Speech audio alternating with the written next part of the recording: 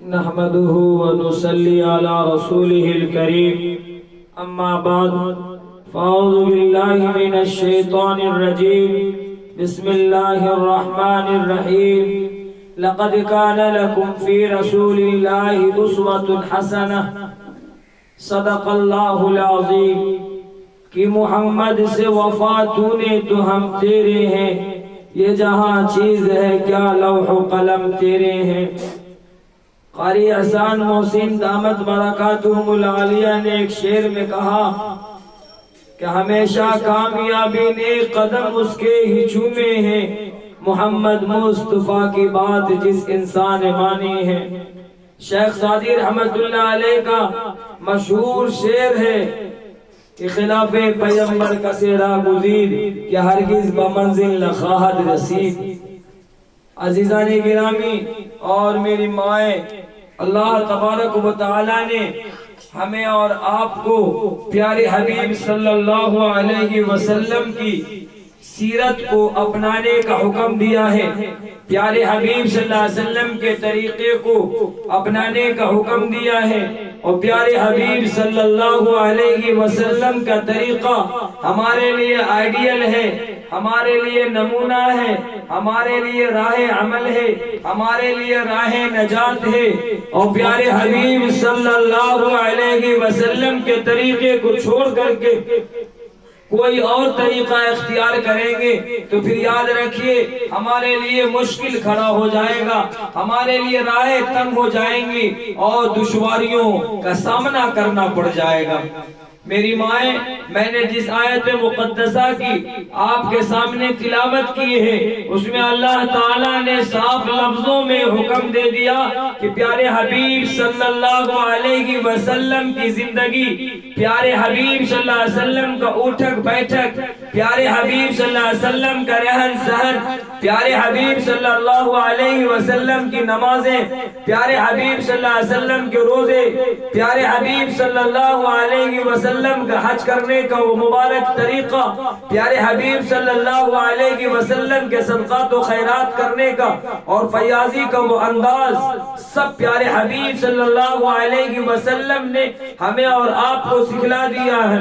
وہ حلم و عفو، وہ درگزر، وہ صبر و شکر، وہ قناعت، اور وہ پیارے حبیب صلی اللہ علیہ وسلم کی بے مثال زندگی جو پیارے حبیب صلی اللہ علیہ وسلم نے اپنی ازواج مطہرات کے درمیان رہ کر کے گزاری ہے، وہ طریقہ جو پیارے حبیب صلی اللہ علیہ وسلم نے اپنے غلاموں کے ساتھ انجام دیا، وہ طریقہ جو پیارے حبیب صلی اللہ علیہ وسلم نے باپ بن کر کے اپنی بیٹیوں اور بیٹوں کے ساتھ جو کردار نبھایا، وہ طریقہ جو پیارے حبیب صلی اللہ علیہ وسلم نے شوہر بن کر کے اپنی اتنی ازواج مطہرات کے ساتھ جو کردار ادا کیا، وہ عملی زندگی، وہ بے مثال زندگی، وہ نمونے والی زندگی ہمیں اپنے اندر پیدا کرنا پڑے گا، اور اگر پیدا کر لیں گے تو اللہ تعالیٰ خوش ہوں گے۔ یہ ربیع الاول کا ماہ چل رہا ہے اور پیارے حبیب صلی اللہ علیہ وسلم کی ولادت کے تذکرے دنیا بھر میں ہو رہے ہیں کہ پیارے حبیب صلی اللہ علیہ وسلم کی ولادت ہوئی۔ روایتوں میں آتا ہے کہ 8 ربیع الاول کو، 9 ربیع الاول کو اور 12 وفات جو پیارے حبیب صلی اللہ علیہ وسلم کے وفات کے دن ہیں، اور یہ بھی مشہور ہے کہ پیارے حبیب صلی اللہ علیہ وسلم اس دن پیدا ہوئے۔ میری مائیں، آپ جمع ہوئی ہیں پیارے حبیب صلی اللہ علیہ وسلم کے طریقے کو جاننے کے لیے۔ ایک ہے پیارے حبیب صلی اللہ علیہ وسلم کی ولادت جسمانی، اور ایک ہے پیارے حبیب صلی اللہ علیہ وسلم کی ولادت روحانی۔ پیارے حبیب صلی اللہ علیہ وسلم کی ولادت جسمانی کیا ہے کہ اللہ تعالیٰ نے پیارے حبیب کو اس کائنات کے سب سے زیادہ حسین انسان بنایا تھا۔ کسی شاعر نے کہا، اور مشہور شاعر ہے کہ یہ فرمایا حسان بن ثابت نے، وَأَحْسَنُ مِنْكَ لَمْ تَرَ قَطُّ عَيْنِي وَأَجْمَلُ مِنْكَ لَمْ تَلِدِ النِّسَاءُ، کہ اللہ تعالیٰ نے پیارے حبیب صلی اللہ علیہ وسلم کو اس کائنات کا سب سے زیادہ حسین انسان بنایا۔ میری آنکھوں نے پیارے حبیب سے زیادہ حسین کسی کو نہیں دیکھا، اور پیارے حبیب صلی اللہ علیہ وسلم سے زیادہ حسین کسی ماں نے نہیں جانا۔ پیارے حبیب صلی اللہ علیہ وسلم کو ہر عیب سے پاک بنایا گیا، اور گویا کہ پیارے پیارے حبیب صلی اللہ علیہ وسلم کے منشے کے مطابق پیارے حبیب صلی اللہ علیہ وسلم کو پیدا کیا گیا. پیارے حبیب صلی اللہ علیہ وسلم کا وہ قد و قامت، پیارے حبیب صلی اللہ علیہ وسلم کا وہ حسن، پیارے حبیب صلی اللہ علیہ وسلم کا وہ جمال، پیارے حبیب صلی اللہ علیہ وسلم کی وہ خوبصورتی، حضرت یوسف علیہ السلام کی خوبصورتی تو پوری دنیا میں مشہور ہے. اور خود آقا کریم صلی اللہ علیہ وسلم نے فرمایا کہ اللہ تعالیٰ نے حضرت یوسف کو آدھا حسن دے دیا ہے اور آدھا حسن میں پوری دنیا کو اللہ تعالیٰ نے بنایا ہے. یہ تو پیارے حبیب صلی اللہ علیہ وسلم کا جمال کا تذکرہ ہوا. اللہ تعالیٰ نے پیارے حبیب کو حسین بنایا تھا. حضرت ابو ہریرہ رضی اللہ تعالیٰ روایت کرتے ہیں ایک مرتبہ پیارے حبیب صلی اللہ علیہ وسلم تشریف فرما تھے اور کبھی ہم لوگ چاند کو دیکھتے تھے اور کبھی پیارے حبیب صلی اللہ علیہ وسلم کو دیکھتے تھے تو یہ محسوس کرتے تھے کہ پیارے حبیب صلی اللہ علیہ وسلم کو اللہ تعالیٰ نے کس قدر حسین بنایا ہے، کس قدر اللہ تعالیٰ نے جمال عنایت کیا ہے، کس قدر اللہ تعالیٰ نے پیارے حبیب صلی اللہ علیہ وسلم کو حسن کا جوہر دیا ہے.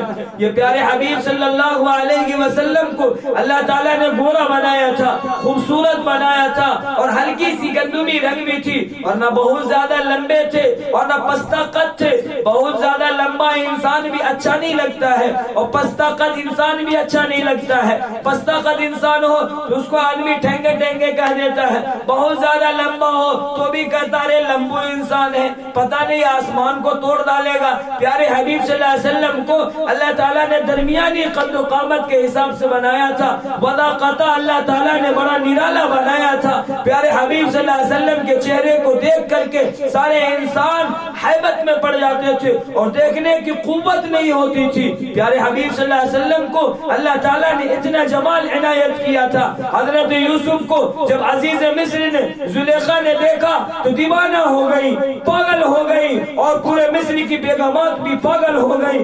اما عائشہ نے کہا جب پیارے حبیب صلی اللہ علیہ وسلم کو یہ مصر کی عورتیں دیکھ لیتی، یہ بیگمات دیکھ لیتی تو ان عورتوں نے انگلیاں کاٹی تھی حضرت یوسف کو دیکھ کر کے. اگر میرے حبیب کو دیکھ لیتی تو اپنا دل کاٹ ڈالتی.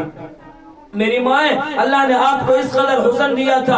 آپ ایسے نبی کے ماننے والی ہیں. اللہ نے جسمانی اعتبار سے بھی تمام لوگوں میں سب سے زیادہ بہتر بنایا تھا اور پیارے حبیب صلی اللہ علیہ وسلم کو حسن کے اعتبار سے بھی، سیرت کے اعتبار سے بھی، صورت کے اعتبار سے بھی جتنی خوبیاں ہو سکتی ہیں، جتنے کمالات ہو سکتے ہیں، جتنے اوصاف ہو سکتے ہیں، سب اللہ تعالیٰ نے پیارے حبیب کی ذات اقدس میں اللہ تعالیٰ نے پیدا کر دیا ہے. میری مائیں، میں نے آپ کے سامنے تذکرہ کیا پیارے حبیب صلی اللہ علیہ وسلم کے جمال کے اعتبار سے.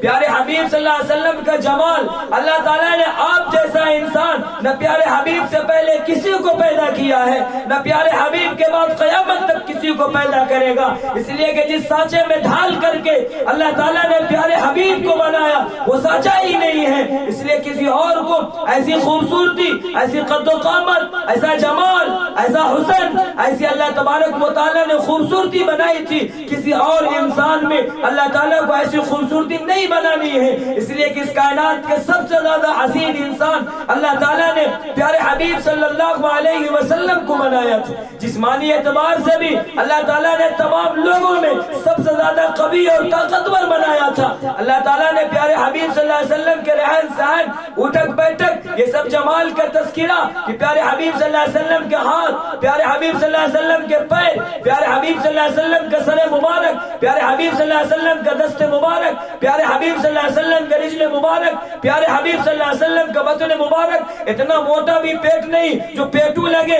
اور لوگ ادھر ادھر برے الفاظ سے بولنے لگے. اللہ تعالیٰ نے ان کا پیٹ مبارک بھی، بطن مبارک بھی درمیانی بنایا تھا. پیارے حبیب صلی اللہ علیہ وسلم کا یہ جمال کا تذکرہ یہ ولادت کے حساب سے ہوا. یہ بھی ہمارے لیے باعث عبادت ہے. یہ بھی ذکر کریں گے تو عبادت ملے گی. اس میں اللہ تبارک و تعالیٰ نے ثواب رکھا ہے. لیکن ایک اور بڑی چیز ہے جو ولادت جسمانی سے زیادہ اہمیت رکھتی ہے اور وہ ہے ولادت روحانی. میری مائیں، ولادت جسمانی ضروری ہے ولادت روحانی کے لیے، اور یہ ولادت روحانی اللہ تعالیٰ نے 40 سال کی عمر میں جب پیارے حبیب صلی اللہ علیہ وسلم کے اوپر قرآن مقدس کی آیتیں اتاری، اور اقرأ بسم ربک الذی خلق خلق الانسان من علق اقرأ وربک الاکرم الذی علم بالقلم علم الانسان ما لم يعلم، جس وقت پیارے حبیب صلی اللہ علیہ وسلم کے اوپر یہ آیتیں اتاری، پیارے حبیب صلی اللہ علیہ وسلم کا اب کمال سامنے آیا۔ پیارے حبیب صلی اللہ علیہ وسلم کے ویسے کمال تو پیدائش سے لے کر نبوت تک ظاہر ہے۔ پیارے حبیب صلی اللہ علیہ وسلم نبی بنائے جانے سے پہلے بھی امین اور صادق کے لقب سے پکارے جاتے تھے، لوگ جانتے تھے اگر ان سے فیصلہ کراؤ گے مسئلے حل ہو جائیں گے۔ حجر اسود انہوں نے لگایا ہے، یہ بہت اچھا نوجوان ہے، یہ پیارے حبیب صلی اللہ علیہ وسلم نے حلف الفضول کا فیصلہ بھی سنایا ہے۔ پیارے حبیب صلی اللہ علیہ وسلم کے پاس لوگ امانتیں رکھتے تھے، یہ سب نبوت کے پہلے کے واقعات ہیں۔ پیارے حبیب صلی اللہ علیہ وسلم کو لوگ قتل کرنے کے بہانے پہ ہیں، لیکن پھر بھی پیارے حبیب صلی اللہ علیہ وسلم کے پاس لوگ امانتیں رکھ رہے ہیں، اور یہ کہتے ہیں کہ اس مکے کا سب سے زیادہ دیانتدار انسان ہے۔ میری مائیں، یہ پیارے حبیب صلی اللہ، بچے چپ ہو جا ذرا سا، پیارے حبیب صلی اللہ علیہ وسلم کی ولادت روحانی ولادت جسمانی سے زیادہ اہمیت رکھتی ہے۔ کیوں؟ اس لیے کہ اب اگر ولادت جسمانی ہم یہ سوچیں گے کہ پیارے حبیب جیسا ہم پیدا ہو جائیں تو قیامت تک نعوذ باللہ نہیں ہو سکتا ہے، پیارے حبیب جیسا چہرہ ہمارا چہرہ بن جائے اتنا خوبصورت نہیں بن سکتا ہے۔ کیوں؟ اس لیے کہ پیارے حبیب سے جیسا کوئی اور خوبصورت نہیں ہو سکتا ہے، پیارے حبیب جیسا جسم و جثہ ہمارا بھی ہو جائے یہ صبح قیامت تک نہیں ہو سکتا ہے۔ یہ تو صرف اللہ تعالیٰ نے اس کوالٹی کے ساتھ، اس خوبصورتی کے ساتھ، اس صفت کے ساتھ اللہ تعالیٰ نے پیارے حبیب کو ہی بنایا ہے، کسی اور کو نہیں بنایا۔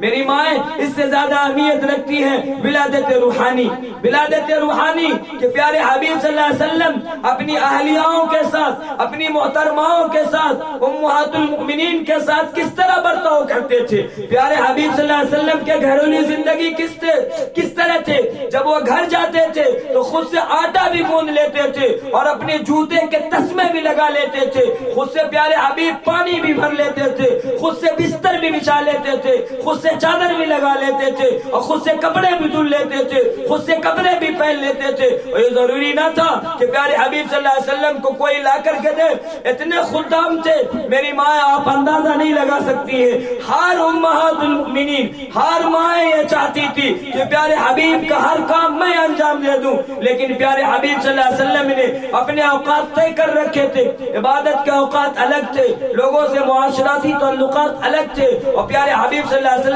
کی عبادت کے تعلقات اور اوقات الگ الگ تھے۔ لیکن ان تمام اوقات کا اگر آپ جائزہ لیجئے گا تو آپ کو اندازہ ہو جائے گا کہ پیارے حبیب صلی اللہ علیہ وسلم کس قدر بے چین رہا کرتے تھے، کس قدر فکر مند رہا کرتے تھے۔ یہ سب پیارے حبیب صلی اللہ علیہ وسلم کی سیرت کو اپنے اندر نافذ کرنا ہے۔ اس لیے کہ سورت چند روزہ ہے اور سیرت ہمیشہ رہنے والی چیز ہے، اور ہمیشہ سیرت ہی کو لوگ یاد کرتے ہیں، سورت تو لوگ بھول جاتے ہیں۔ سورت کیسی ہے؟ ابھی اتنا جمال ہے، ابھی اتنی خوبصورتی ہے، اور جہاں دست ہو گیا، دست سمجھتے بچے، دست ہوتا ہے ایک بیماری ہے، جہاں ذرا سا 10-20 مرتبہ بھاگنے کی نوبت آ گئی، پھر دیکھیے کتنا جمال اس کا رہ گیا ہے۔ پھر کتنا، ایک لڑکا تھا، وہ لڑکا کسی پر مر رہا تھا، وہ فرضی عاشق بن گیا تھا، بے چین ہو رہا تھا، پریشان ہو گیا تھا، اچانک اس کی لڑکی جس کے اوپر وہ جان دینے کے لیے تیار تھا، اس کی طبیعت خراب ہو گئی، طبیعت خراب ہو گئی، اور خراب ہوئی تو دست والی نوبت اس کو لاحق ہو گئی، اور اتنی لاحق ہو گئی کہ بیچاری ایک ہڈیوں کا مجموعہ بن گئی، اس کی خوبصورتی ختم ہو گئی، اس کا جمال چلا گیا، اس کا حسن چلا گیا، وہ باڈی اس کی جو تھی، وہ جسم و جثہ جو اس کا تھا، جس کو دیکھ کر وہ دیوانہ بنتا تھا، وہ سر کے بال جس کو دیکھ کر کے پاگل ہو رہا تھا، وہ سر کے بال بھی جھڑنے لگے، وہ خوبصورتی بھی ختم ہو گئی، وہ دانت جس کو دیکھ کر کے یہ کہتا تھا وہ اویلے ہیں، یہ کہتا تھا برف عورت جیسی دانت میری پتہ نہیں اس کی ہے، اس کے لیے وہ پریشان ہو جاتا تھا۔ جب اس کو دست لاحق ہوا، کسی بزرگ نے اس کو بلایا اور بلانے کے بعد ایک پنی میں وہ جو دست اس کو ہوتا تھا ایک پنی میں بھرا، اور بھرنے کے بعد اس لڑکا کو دے دیا جو عاشق تھا، فرضی عاشق تھا، اس کو دے دیا اور یہ کہا لو جس کے اوپر تو جان دینے کے لیے تیار تھا وہ صرف اسی کا مجموعہ ہے، اب کچھ نہیں بچی ہے۔ یہ میری ماں یہ چند روزہ ہے، صورت کا کوئی اعتبار نہیں ہے۔ اللہ تعالیٰ صورتوں کو نہیں دیکھتے ہیں، اللہ تعالیٰ دلوں کو دیکھتے ہیں کہ کس حیت کا اس کا اعمال ہے، کس حیت سے یہ زندگی گزار رہا ہے۔ لقد کان لکم فی رسول اللہ اسوۃ حسنہ، کہ پیارے حبیب کے طریقے کو اپنی زندگی میں نافذ کر لو۔ پیارے حبیب جن چیزوں کو کرنے کو کہے ان چیزوں کو کرو، جن چیزوں سے پیارے حبیب منع کر دے ان چیزوں سے مان جاؤ۔ ما آتاکم الرسول فخذوه وما نهاكم عنه فانتهوا۔ میری ماں اللہ تعالیٰ نے صاف لفظوں میں بیان کر دیا کہ وہی طریقہ قابل قبول ہے جس میں پیارے حبیب کی سنت شامل ہوگی، پیارے حبیب کی سیرت شامل ہوگی، اور وہ طریقہ ہمارے نزدیک بالکل قابل قبول نہیں ہے جو پیارے حبیب کی سیرت سے ہٹ کر کے ہو، پیارے حبیب کی سنت سے ہٹ کر کے ہو، پیارے حبیب کے طریقے سے ہٹ کر کے ہو۔ اس لیے میری ماں پیارے حبیب کے طریقہ اپنی زندگی میں نافذ کرنا۔ پیارے حبیب کا طریقہ کیا تھا؟ پیارے حبیب لوگوں سے سلام کرتے تھے۔ یہ ماہ ربیع الاول کے پیغام کو یاد کیجئے، پیارے حبیب صلی اللہ علیہ وسلم لوگوں سے سلام کرتے تھے، چھوٹوں کو بھی سلام کرتے تھے، بڑوں کو بھی کہتے تھے السلام علیکم ورحمۃ اللہ وبرکاتہ۔ پیارے حبیب کیسے تھے؟ پیارے حبیب دوسرے کو بے چینی کو دیکھ کر کے خود بے چین ہو جایا کرتے تھے۔ پیارے حبیب کیسے تھے؟ جب کسی کے بارے میں معلوم چلتا تھا کہ اس نے قرض لے لیا ہے دوسرے کو، وہ ادا نہیں کر سکتا ہے، پیارے حبیب صلی اللہ علیہ وسلم کے پاس اگر مال ہوتا تو پیارے حبیب صلی اللہ علیہ وسلم اس کو عنایت فرما دیتے، اور اگر پیارے حبیب کے پاس مال نہ ہوتا تو پیارے حبیب کسی سے قرضہ لے کر کے اس کو عنایت کر دیتے۔ دنیا میں کوئی اور آدمی اب ایسا ہو سکتا؟ اب تو سوچے گا ہر آدمی 420 ہو گیا، ہر آدمی سوچتا ہے کہاں سے رشوت آ جائے، کہاں سے حرام مال آ جائے۔ اب یہ کیسا انسان ہو گیا، گلی سے گزر رہا ہے یا گزر رہی ہے اور کسی خاتون نے دیکھ لیا کہ ایک اینٹ گری ہوئی ہے اور دونوں طرف سے دیوار ہے، اور خاتون سوچتی ہے کہ میری ہی اینٹ گری ہوگی، لے کے چلی جاتی ہے۔ ہاں ابھی وہ مکئی کے بھرلی ہوتا ہے، کنڈی پتہ نہیں کیا کیا ہوتا ہے، جہاں گری ہوئی دیکھ لیا فوراً لے کر کے چلی گئی۔ اوپر سے کنگھی کسی کی گر گئی، پتہ نہیں کس کی کنگھی جو نکالنے والی، وہ سوچے کہ میری ہی کنگھی گری، اٹھا کر پوچھا پاچھی نہیں، سیدھے لے کر کے بھاگ گیا۔ اگر پوچھ تاچھ کیوں لگایا گیا؟ ارے پولیس اسٹیشن جاؤ یا اسٹیشن میں جاؤ، سب جگہ پوچھ تاچھ کا ہے، ایک مقام، ایک جگہ بنی ہوئی ہے، ایک روم بنا ہوا ہے، پوچھنا چاہیے کہ بھائی کس کا سامان ہے۔ پوچھا تاچھی کچھ نہیں، سیدھے اپنا لے کر کے چلے گئے، جائز ہو گیا۔ کپڑا کسی کا گر گیا اٹھا لیا، اوڑھنی کسی کی گر گئی اٹھا لیا، کسی کا کچھ اور گر گیا اٹھا لیا۔ یہ سب کون سا طریقہ ہے؟ ایک مرتبہ ایک صاحب کے ہاں ایسے ہی آیا، ایک مرغا آ گیا چھتا پہ، مرغا آ گیا، اس کو مرغے نے اس کو پکڑ لیا، اپنا مرغے کو پکڑ لیا، اور پکڑنے کے بعد وہ مولوی صاحب سے تقریر سنے ہوا تھا کہ بھائی کسی کی چیز لینا نہیں ہے، حرام ہے، کسی کی چیز لینا کیا ہے؟ حرام ہے، ناجائز ہے، کسی کی چیز لینا نہیں، اور اگر لیے ہو تو 3-4 مرتبہ پہلے پوچھ لو، پہلے 3-4 مرتبہ پوچھ لو۔ وہ جوان آدمی چھتا پہ کھڑا ہوا اور یہ اعلان کیا یہ مرغا، اور ہلکا سے بولتا تھا کس کی؟ پھر ایک مرتبہ اور اعلان کیا یہ مرغا، پھر بولا کس کی؟ دھیرے سے یہ مرغا 3 مرتبہ بول دیا، اور اہلیہ کو کہا ذبح کر، کسی کا نہیں۔ کیا بولا؟ اہلیہ کو ذبح کر، کسی کا نہیں ہے۔ اور بیوی کو کہا دیکھ ہم مولوی صاحب سے تقریر سن کر کے آئے ہیں، کسی کا مرغا کھانا جائز نہیں، تم ہم کو مت کھلانا، تم لوگ کھا لینا، تم مجھے مت کھلانا، تم لوگ کھا لینا۔ اس کی بیوی بھی پڑھی لکھی تھی، تیز ترنہار تھی، 1 نمبر کی چنڈال تھی۔ اس نے سوچا رک جاؤ، آج ہم جو ہے نا جناب عالی کو ذرا دماغ ٹھیک کرتے ہیں۔ اس کے بعد مرغا بنائی بیچاری بڑی محنت سے، اور بنانے کے بعد جب ان کو سالن نکالنے کے لیے نکالی، اور نکالنا جب شروع کیا تو کہا کیا کہ ارے روکھا بھات کیسے کہیں گے، تنی شوربا آنے دینا، ذرا تو شوربا اس میں ڈال دینا۔ اور بیچاری شوربا ڈال رہی تو بوٹی بھی آنے لگی، تو بوٹی چھانٹ کر کے خالی شوربا دے رہی تھی، تو اس کی بیوی سے شوہر نے کہا ارے پاگل نکالو مت، اگر چمچ میں مرغا آ جائے تو روکنا ہی مت، گناہ نہیں۔ خود سے آ رہا نکالنے نہیں ہے، بوٹی بولی نہیں نکال نہیں رہی ہوں، خود سے آ جا رہا، بولا جو خود سے آ رہا میری پلیٹ میں ڈال دے، گناہ نہیں۔ جی اس طرح کے لوگ مسئلے جان گئے، لوگوں نے کسی کا سامان اٹھا لیا اور لینے کے بعد اپنی ضرورتیں پوری کر لی۔ میری مائیں یہ پیغام یاد رکھیے، کسی کا قیمتی سے قیمتی سامان بھی اگر آپ کو معلوم ہے کہ فلانے کا ہے تو اٹھائیے، اور اگر نہیں ہے تو چھوڑ دیجیے۔ یہ سب سے اہم پیغام ہے۔ دوسرا پیغام یہ ہے ماہ ربیع الاول میں کہ غیبت، بہتان، تراشی کو چھوڑ دینا، چغل خوری کو چھوڑ دینا ہے، تمسخر پن کو چھوڑ دینا ہے، دوسرے کا مذاق اڑانا چھوڑ دینا ہے، دوسروں کے بارے میں بدگمانی چھوڑ دینی۔ یا ایھا الذین آمنوا اجتنبوا کثیرا من الظن ان بعض الظن اثم ولا تجسسوا ولا یغتب بعضکم بعضا۔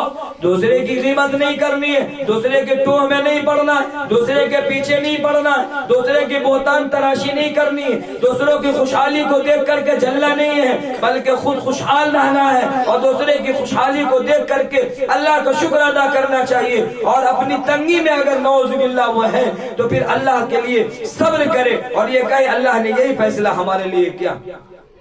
اللہ کے نبی صلی اللہ علیہ وسلم کی حدیث ہے وَرْضِ بِمَا قَسَمَ اللَّهُ لَكَ تَكُنْ أَغْنَى النَّاسِ، فرمایا کہ دیکھو جو کچھ اللہ نے عنایت کیا ہے اس پر تم خوش ہو جاؤ، راضی ہو جاؤ، تو اللہ تعالیٰ تمہاری تنگ دستی کو دور کر دیں گے، اللہ تعالیٰ تمہاری پریشانی کو کیا کر دیں گے؟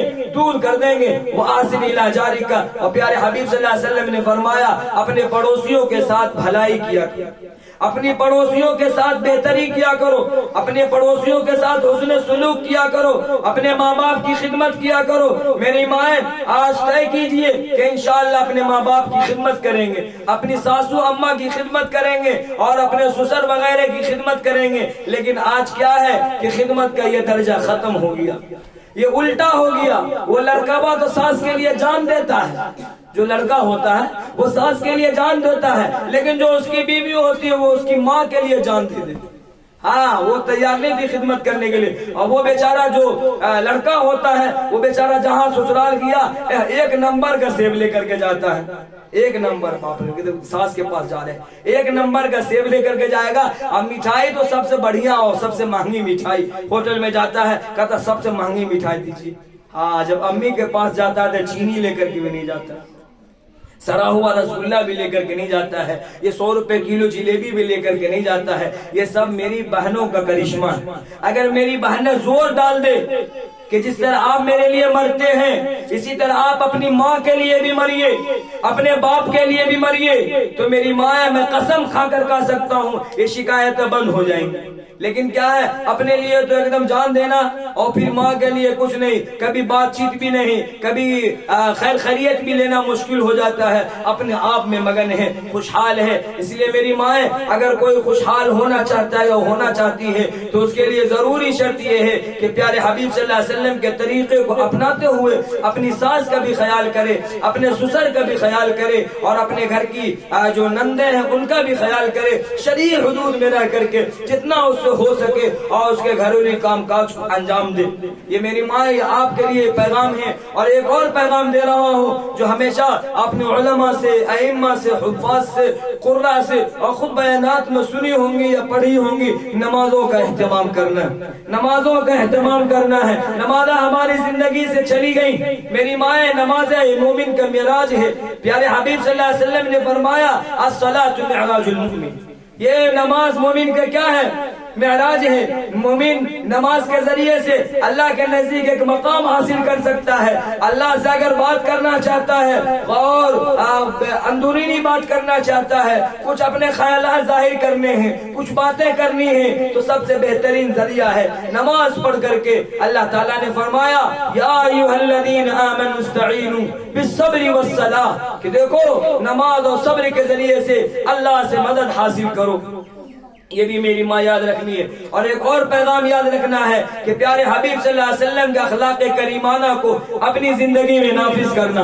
وَإِنَّكَ لَعَلَىٰ خُلُقٍ عَظِيمٍ، اللہ تعالیٰ نے پیارے حبیب صلی اللہ علیہ وسلم کو اعلیٰ اخلاق اور کردار پر پیدا کیا تھا، بہترین اخلاق پر، سب سے ہائی کوالٹی کا جو اخلاق ہو سکتا ہے پیارے حبیب صلی اللہ علیہ وسلم کو اللہ تعالیٰ نے صفت کے ساتھ پیدا کیا۔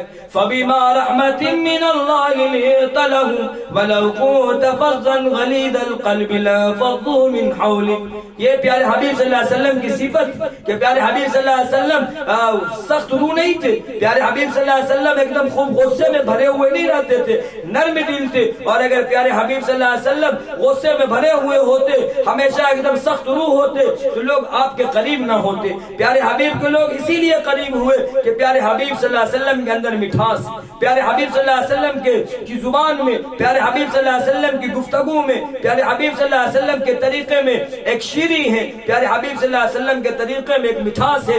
جس طرح مکھیاں میٹھی چیزوں پر بیٹھتی ہیں، اسی طرح حضرات صحابہ بے چین رہتے تھے، اور ہر صحابی رسول یہ سمجھتے تھے کہ پیارے حبیب سب سے زیادہ ہم سے محبت کرتے ہیں۔